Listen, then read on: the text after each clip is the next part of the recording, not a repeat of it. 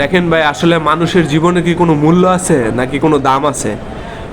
যদি থাকতোই তাহলে মানুষ কি আর এত রিস্ক নিয়ে এইভাবে কোনো জায়গা পারাপার হইতো? নিচে এতটুকু গভীর থাকা পরও মানুষের জীবনের রিস্ক নিয়ে মানুষ এইভাবে রাস্তা পারাপার হইতেছে। এই জায়গাটা যে এর আগে আপনারা দেখছেন হয়তো বা মোটামুটি চলাচলের জন্য উপযোগী ছিল, কিন্তু এখন খুবই বাজে অবস্থা। এই ব্রিজটা হচ্ছে আবদুল্লাপুরের বড় একটি ব্রিজ। এই ব্রিজটা কিছুদিন আগে ভেঙে যায়, যাতে করে কিছুটা মেরামত করার গেল, কাজটা সম্পূর্ণ তারা না করেই কাজটা বন্ধ করে দেয়, যাতে করে মানুষের কষ্ট আরও অনেক বেড়ে যায়। তো এই যে দেখেন এখন বর্তমানে কী অবস্থা এই ব্রিজটার। তো এই রাস্তাটা হচ্ছে খুব জনবহুল একটি রাস্তা।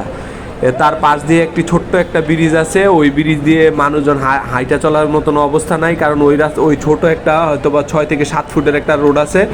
ওই রোডটা দেওয়া রিক্সা এবং কি ছোট ছোট ভ্যান গাড়ি দিয়া পুরাপুরি রাস্তাটা পুরাপুরি ব্লক করে ফেলছে। তো আমি এই যে কিছুক্ষণ দাঁড়ায় ওদের ভিডিও দেখেছিলাম, এই যে দেখতেছেন ব্রিজটা, এই ব্রিজটার ভিতরে প্রায় আধা ঘন্টা যাবত এই লোকগুলো দাঁড়ায় রয়েছে।